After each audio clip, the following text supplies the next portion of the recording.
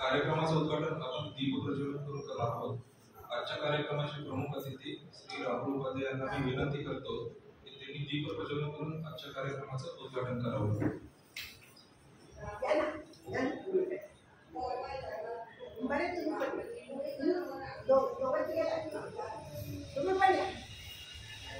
सगळे आज यंदा बंधू म्हणले या दादा अनुपमा कुठे गेली?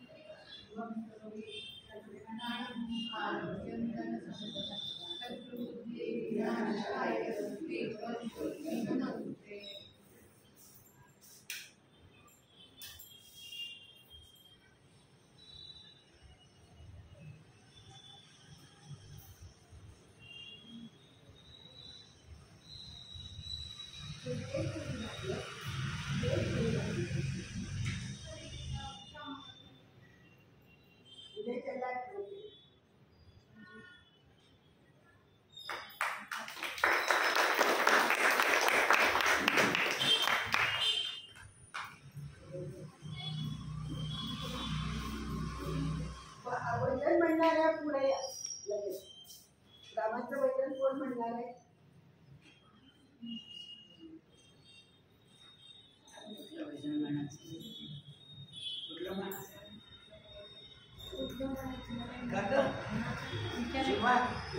रामाचं वचन म्हणायचं.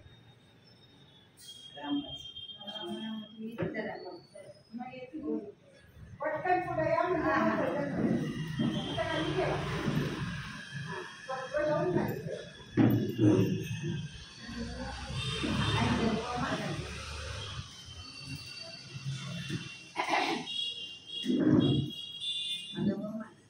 तिसरं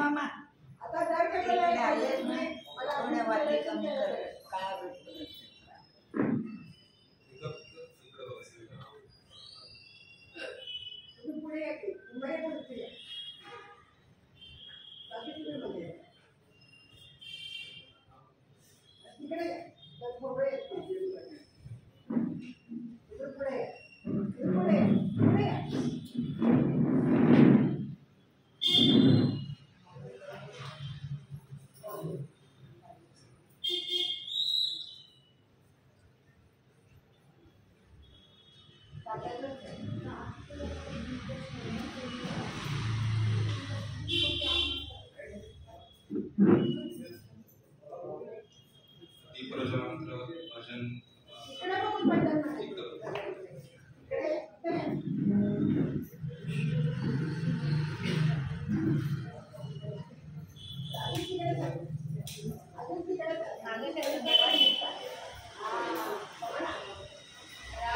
नाम तू सदैव घेई तुझे नको रे काही राम नाम तू सदैव घेई तुझे नको रे काही मोक्षपदी तू जाशील मनुआ जन्म पुन्हा रे नाही मोक्षपदी तू जाशील मनुजा जन्म पुन्हा रे नाही नाना तू लपोत जाऊ कधीच गंगा तीरी नानाला तू लपोत जाऊ कधीच गंगा तीरी पूजा पाठ घेऊन नको रे जाऊ नको मंदिरी पूजा पाठ घेऊन नको रे जाऊ नको मंदिरी हाजत खेळत संसारामध्ये परमेश्वर गुणगाई हाजत खेळत संसारामध्ये परमेश्वर गुणगाई जाशील मनुजा जन्म पुन्हा रे नाही मोक्षपदी तू जाशील मनुजा जन्म पुन्हा रे नाही वार करी तू सदैव हो जाऊ नको पंढरीला वार करी तू सदैव होऊन जाऊ नको पंढरीला हरे नामाचा गजर ऐकून विठ्ठल येई घराला हरे नामाचा गजर ऐकून विठ्ठल येई घराला मुलाले घरामध्ये तुले परमेश्वराच पाही मुलाले घरामध्ये तुझे परमेश्वराच पाही मोक्षपदी तू जाशील मनुजा जन्म पुन्हा रे नाही मोक्षपदी तू जाशील मनुजा जन्म पुन्हा रे नाही राम नाम तू सदैव घेई तुझे नको रे काही राम नाम तू सदैव घेई तुझे नको रे काही मोक्षपदी तू जाशील मनुजा जन्म पुन्हा रे नाही मोक्षपदी तू जाशील मनुजा जन्म पुन्हा रे नाही जन्म पुन्हा रे नाही जन्म पुन्हा रे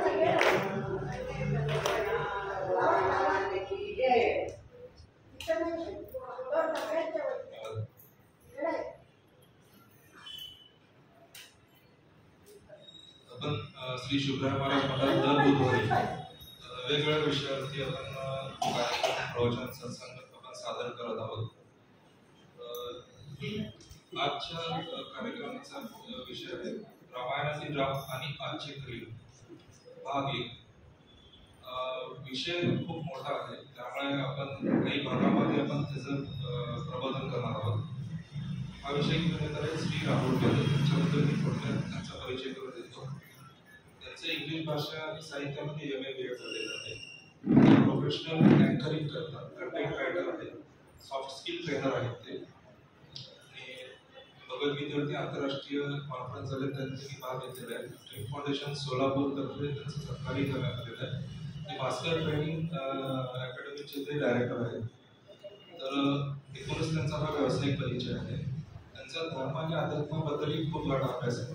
पण आजचा हा प्रबोधनचा जो कार्यक्रम हा त्यांचा हा पहिलाच प्रयत्न आहे अध्यात्मावरती प्रबोधन द्यायचा. पण विषय खूप सुंदर निवडलेला आहे रामायणातील आणि राम आणि आजचे कलियुग. कारण परमेश्वर पृथ्वी तलावर अवतार घेतो तो यासाठी की मानवी जीवन कसं आदर्श बनवता येईल, मानवाने कसं जगलं पाहिजे, कसं संकटांना तोंड देऊन आपलं जीवन एकदम सार्थक लावलं पाहिजे. त्याच विषयावरती एक सगळ्यात चांगलं उदाहरण म्हटलं तर श्रीराम आणि कृष्ण. त्याच विषयावरती आपल्याला श्री राहुल उपाध्याय आपल्याला प्रबोधन करणार आहेत. तर मी त्यांना विनंती करतो की त्यांनी आसन ग्रहण करून उपस्थितांना प्रबोधन करावं.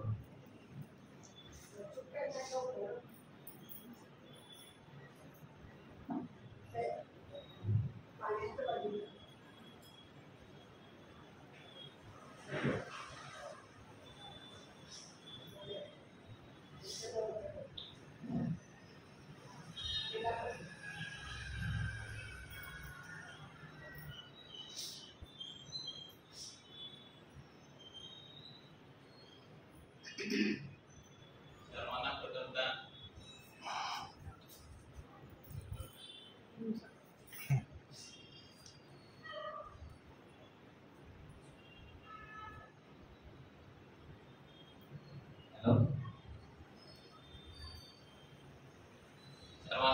नमस्कार.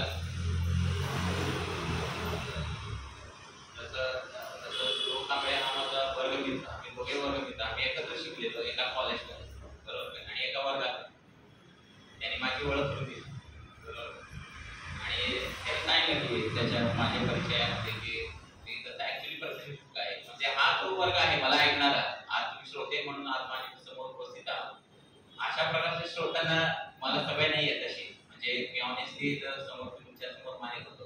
म्हणजे विद्यार्थी दशेतला तरुणी यांना मार्गदर्शन मी सतत करत असतो कॉलेजमध्ये जाण्या शाळेमध्ये, किंवा जास्तीत जास्त शिक्षकांना मी मार्गदर्शन केलेलं आहे.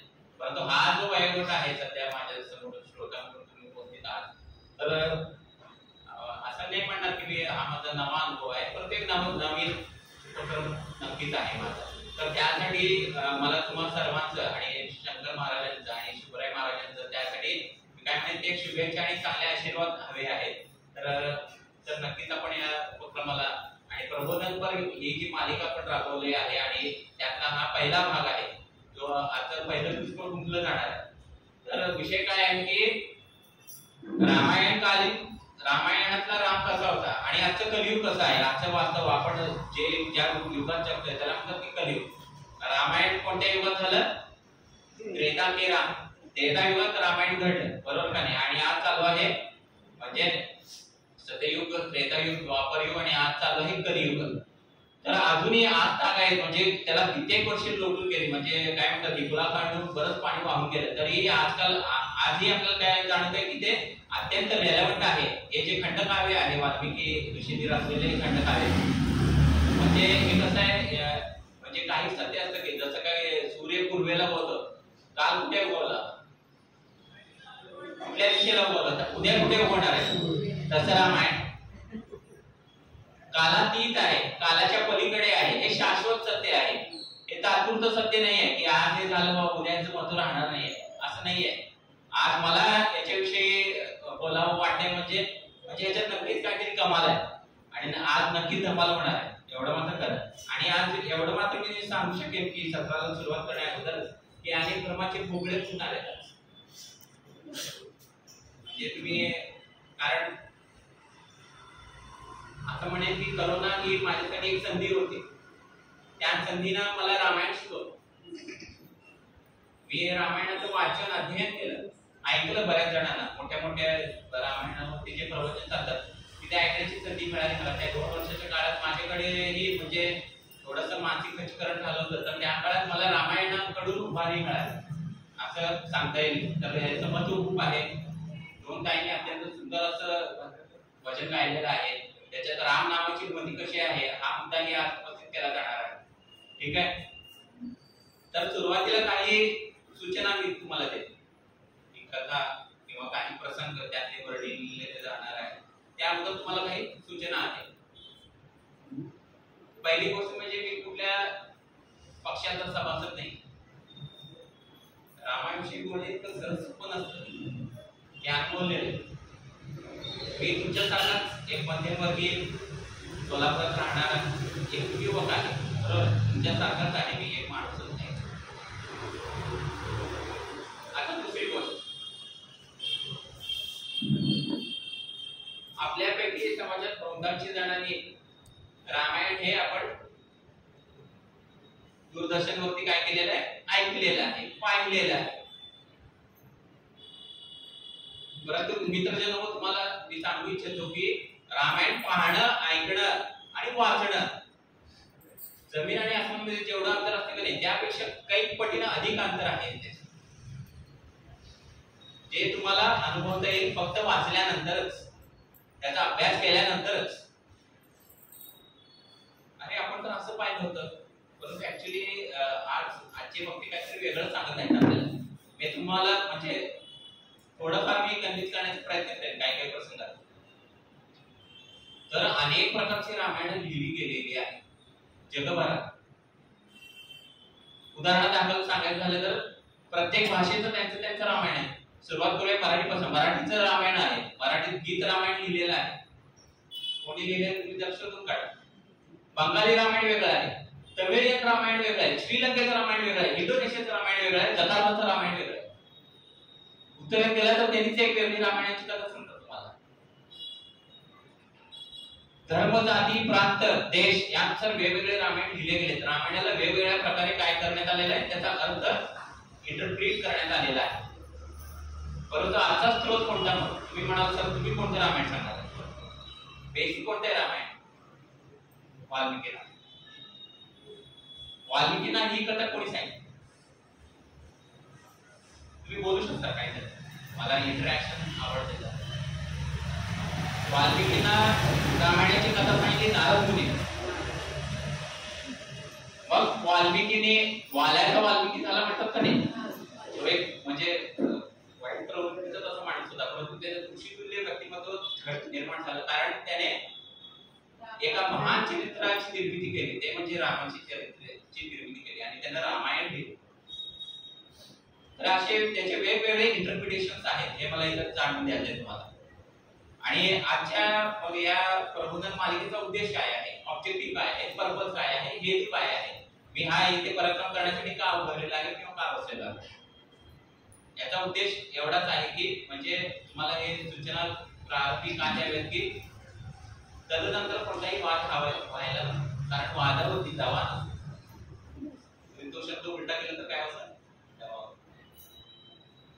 रामायणातून आपल्याला काय शिकता येईल, आजचे कलियुग आपल्याला काय शिकता येईल या घटनेमधून, या एपिसोड्स मधून, या प्रसंगामधून, हे आपल्याला पाहायचं आहे. कारण सुरुवात करूया.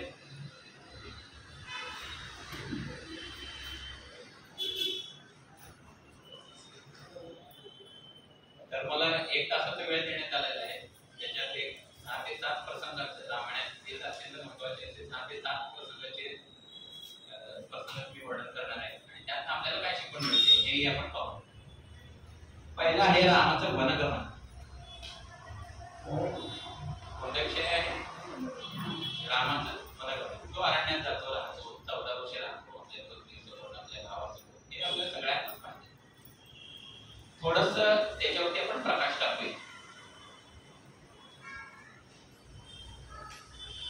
म्हणजे तुम्हाला सूचना देताना आणखी एक प्रश्न माझ्या डोक्यात म्हणजे मात पेटली होती की रामायणाचा अर्थ प्रश्न काय? रामायणाचा अर्थ काय? रामायण या शब्दाचा अर्थ काय? रामायण या शब्दाचा अर्थ असा आहे, राम आणि रमा. रमा म्हणजे कोण माहिती आहे? सीता. राम आणि रमा यांनी केलेलं अयन म्हणजे रामायण. अयन म्हणजे काय? मार्ग, प्रवास, यात्रा म्हणजे अशा प्रकारे त्याला शीर्षक दिलेलं आहे रामायण. मग आता त्याकडे पुढे ते म्हणजे रामाचं वनगमन. हिंदीमध्ये एक म्हण आहे, जो वन गया वो बन गया. काय म्हणतात आता? जो वन गया वो बन गया. फक्त एक त्याच्या पोटामध्ये एक रेख ओढायचे मनात.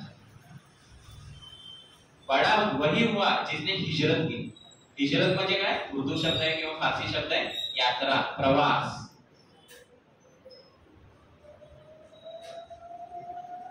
तर त्या दिवशी तर रामायणाला वनगमन करण्या अगोदरची पार्श्वभूमी पाहूयात आपण.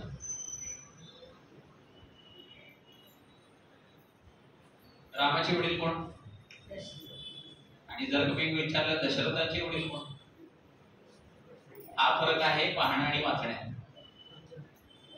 दशरथाचे वडील हा रघुवंश आहे, हे सूर्यवंशी आहेत सगळे. मोठे मोठे राजे होऊन गेले ह्याच्यात, या वंशामध्ये. याला इक्ष्वाकु वंश असंही म्हणतात. काय?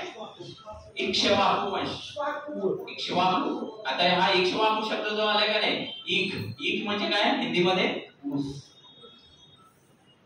याच्या ऊसाच्या रसाची महती आणि तो किती बहुगुणी आहे हे आपल्या सगळ्यांनाच माहित आहे. अशा प्रकारचा हा वंश होता. या वंशामध्ये या राजाचा किंवा रामाचा जन्म झाला होता.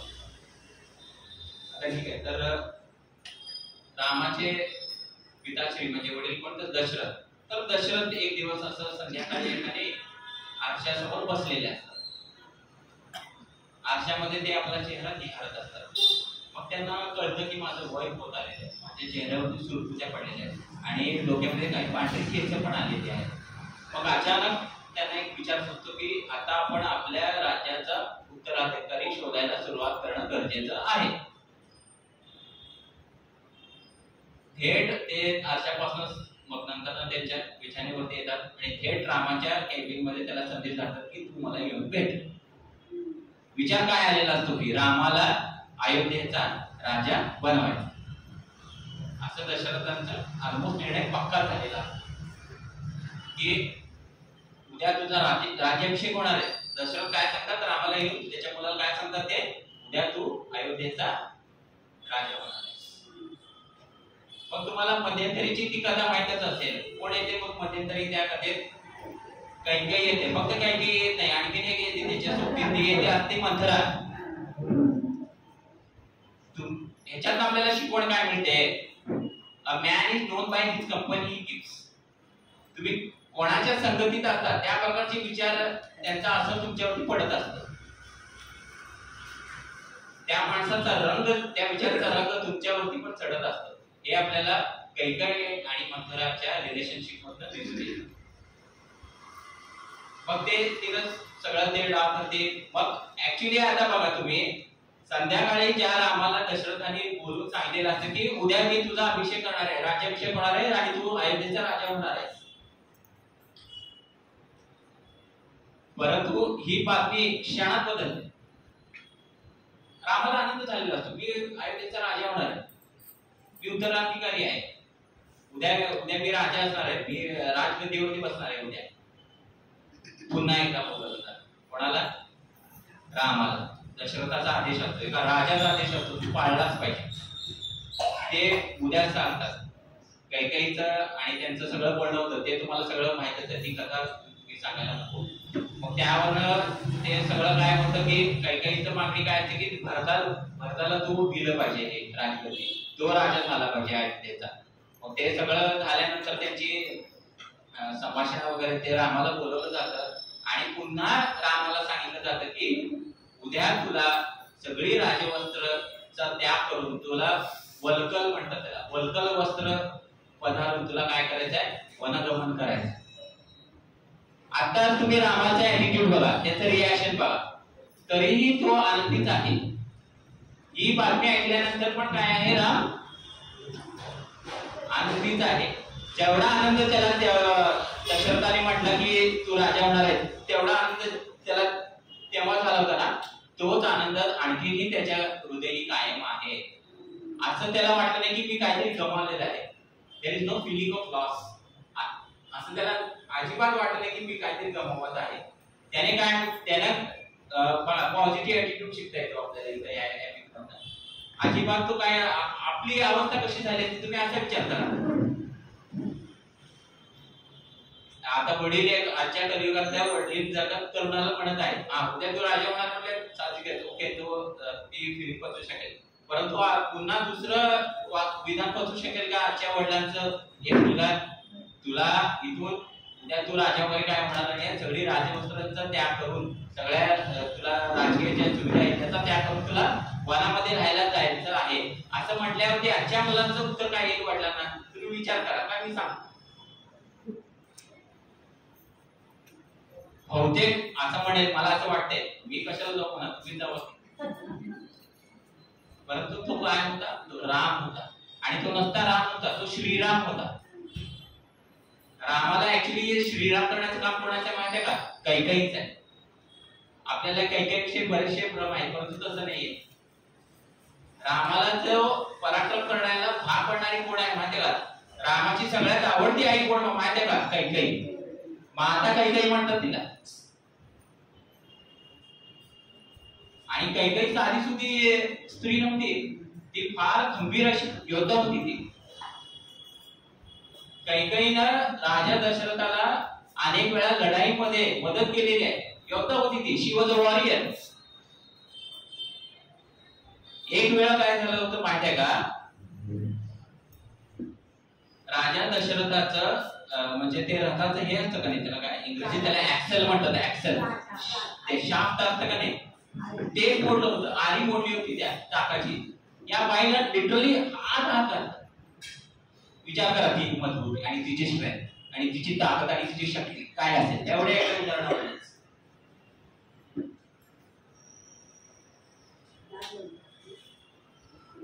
राम हा कैकेयीचा पुत्र नव्हता. रामाची आई कोण? कौशल्या का राम? कौशल्या. परंतु रामाला जास्त आवडायचं कोणी? कैकेयी.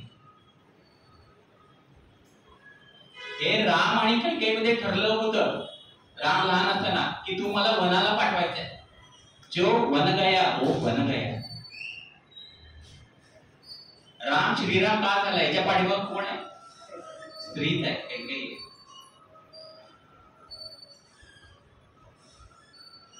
आणि तीच कैकेयी पुन्हा महाभारतात जाऊन ती आणखीन एक रूप धारण करते. परंतु तो विषय आहे. तर रामाच्या वनगमनातून आपल्याला शिकतं की वडिलांची आज्ञा कुठे असावी. वडिलांनी आज्ञा दिली आहे.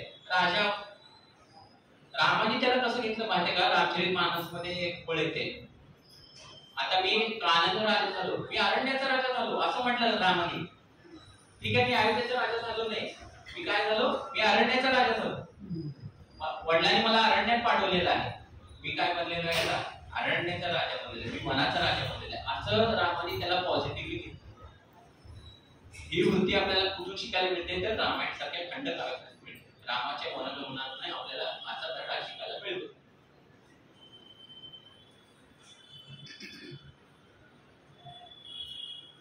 आता म्हणजे सुरुवातीला आपण काय बघितलं होतं की रामनामावरती चांगलं असं पूजन काय असं का म्हणतात की रामाचं नावाच्या जप करावं. रामनामाची महती काय? किंवा तुम्हाला माहित असेल, बरेचसे आता हे बरेचसे लोक भेटले काय म्हणतात? राम राम म्हणतात. काय म्हणतात? आपण सगळ्यांनी बोलूया राम राम, बरोबर आहे. ग्रामीण भागात बऱ्याचशा, स्पेशली महाराष्ट्रातल्या खेडेगावात बरेचसे लोक भेटल्यानंतर काय करतात की राम राम. हे दोनदा राम राम म्हणण्याचा अर्थ काय माहिती आहे तुम्हाला? बघा ही संस्कृती कशी रुजली आहे. फक्त दोनदा जेव्हा तुम्ही राम राम म्हणता का नाही, it is equal to 108 times. 108 वेळा रामनामाचं जप केल्यासारखं आहे. कसं तुम्ही म्हणाल असं कसं? दोनदा पण केलं ना आपण राम राम, 108 वेळा कसं काय? सांगतो मी तुम्हाला. हिंदी वर्णमालेत र हे 27वां अक्षर. कितवं? 27वां अक्षर. जरा बेरीज करत चाल. र आ हे कितवं अक्षर आहे? दुसरं. 29. म हे 25वां अक्षर आहे. तिन्हीची बेरीज किती झाली? बघ. 27 2 29 अधिक 25 एकूण 54. 2 वेळा राम राम. राम राम म्हणा सगळे. राम नामाची महती बघा. विज्ञानाच्या पाठीमागं व नाही गेले, त्यांना राम राम म्हटलं की पण राम राम म्हणा. बघा राम नामात किती सामर्थ्य आहे, किती शक्ती आहे, किती ताकद आहे. फक्त 2 म्हटलं तरी बास आहे. आणि या दोन्ही शब्दांना आपल्याला काय शिकता येतात? राम सीता. किती साधं सोपं आणि किती सुटसुटीत आणि किती काटकसरीपणा त्याच्यात दाखवलेला आहे. राम आणि सीता हे कशाचे आहेत? मिनिमॅलिस्टिक ॲटिट्यूडचे प्रतीक आहे. राम आणि सीता हे काय आहे? म्हणजे कधीही काय म्हणतात, माई कधी पण म्हणतात, नेमकं मोजकं हवं तेवढं गरजेचं आपलं वागणं असावं. जिथे कुठे फापट पसरला आला तिथे राम सीता येते. तर ही मिनिमॅलिझम शिकण्याची गोष्ट कुठून येते माहिती का? ती रामायणात. आणखीन एक प्रसंग सांगतो तुम्हाला. कुठला? समुद्र मंथन. समुद्र मंथनात काय आलं होतं? एका बाजूला अमृत आलं होतं आणि दुसऱ्या बाजूला कोणी धारण केलं ते? म्हणून त्याला नाव पडलं नीलकंठेश्वर,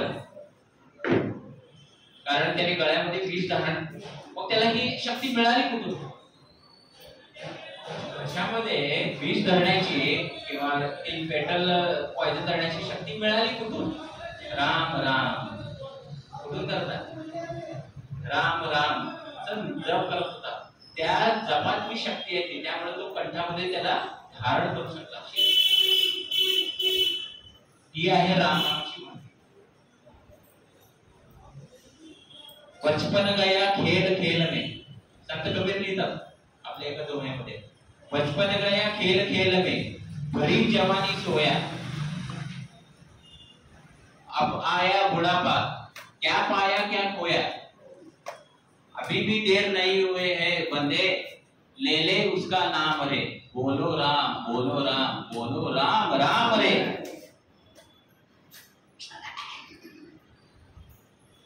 आयुष्याच्या शेवटच्या टप्प्यात तरी ऍटलिस्ट आपण काय करायला पाहिजे? राम नामाचा जप अवश्य केला पाहिजे. तुम्हाला एक पर्सनल एक्सपिरियन्स सांगतो. मी एका ठिकाणी कामाला होतो आणि संध्याकाळच्या वेळेस मी काय करतो तो तिथे हनुमानाच्या मंदिराला मी भेट द्यायला दर्शन घ्यायला जात होतो आणि तिथे एक गृहस्थ दररोज यायचे. मी पण